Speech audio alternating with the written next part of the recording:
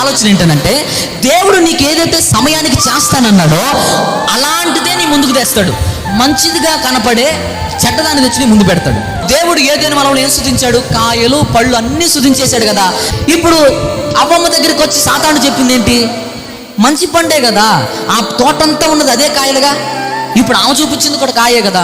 ఇప్పుడు ఆ బయట ఉన్నది తిన్నా పండే, ఇప్పుడు ఆ సాతాను చెప్పింది తిన్నా పండే. ఏం తేడా ఉంది అందులో? నీకు మాట చెప్పనా, సాతానుడు దేవుడు నీకు ఇవ్వాలనుకున్న ఆశీర్వాదాన్ని నీ నుంచి దూరం చేయడానికి మంచిదిగా కనపడే చెడ్డదాన్ని తెచ్చి నీ ముందు పెడతాడు అని అవ్వమ్మ మర్చిపోయింది. ఏంటో తెలుసా? నేను నీకు ఇచ్చిన ఏదేను వనమో అనే వాగ్దానాన్ని మర్చిపోయి ఆలస్యం అవుద్దేమో ఇంత పండు మళ్ళీ రావడానికి అని చెప్పి దేవుడిచ్చిన అదే నేను తినినా అదే కదా అని ఆ పండును తినేసింది.